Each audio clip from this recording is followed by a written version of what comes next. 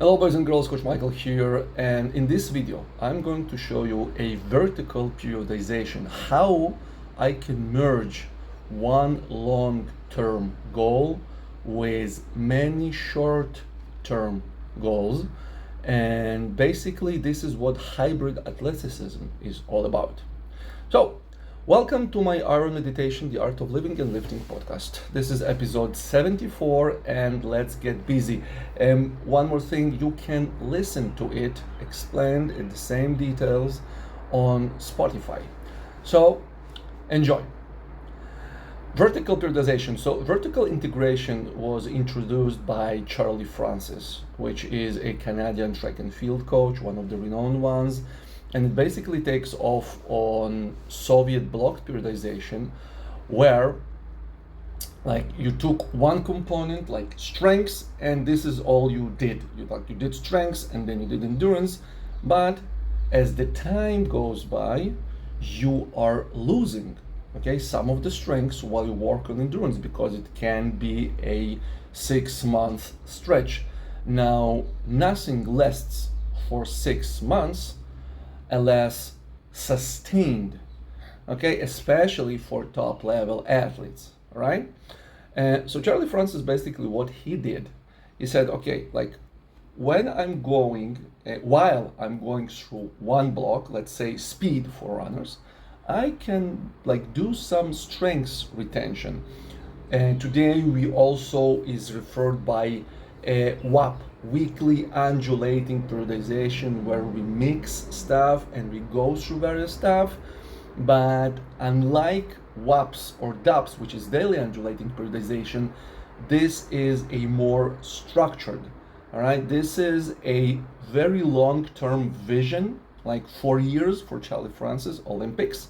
All right, where I really need to lead my athlete to this one single shot to take the Olympic gold and become a god.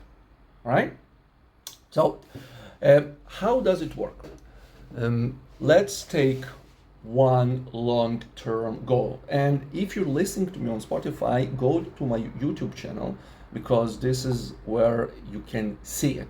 But what we are going to do, we are going to draw a straight line. All right? As simple as, all right? Like imagine you are drawing a straight line. Perfect. And this is your long-term goal. And I'm going to take myself as example to show you what I mean. Now, my long-term goal is to do a full Ironman race. All right, so let's put it here, okay? So at the end of the timeline, I'm putting full Ironman race.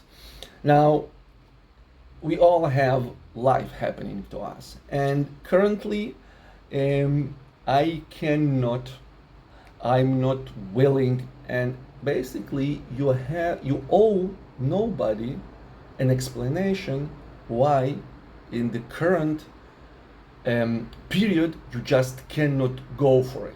Right? You have your own reasons, and they are yours, and they're fine. Right? So I'm fully committed, and I'm the most important thing. It's not about someday maybe. No. Like the long timeline is, let's take 2 years. All right, like about 3 years from now, maybe less. Now, just for the context, like in Israel now, we have this situation with war with Iran, and shit completely get loose. So I don't even know if there will be competitions, because if now sirens go off, you understand that all my preparation, all my goodwill goes to shit. Because if you ever rode your bicycle and heard the siren and you dropped on the pavement, if you never done it, God bless you, okay? I wish you never experience it, but once you do, it's not fun, all right? And it's a long bike ride, all right? So this is me. I'm taking about 2 to 3 years period stretch, because I honestly have no clue what's going to happen, all right? So we draw our long line for our main goal, okay? Long term, big goal. Now, what we're going to do, we're going to vertically integrate another parts. And here's the thing, all of them must be aligned, okay? Honestly aligned, not dragged by the hair with our long-term goals. So let's say one of my goals can be, okay, hypertrophy, okay? And hypertrophy is very good for endurance athletes because muscle mass matters. It means less stress on the connective tissues. It means less injury rate because strong body can sustain longer workouts.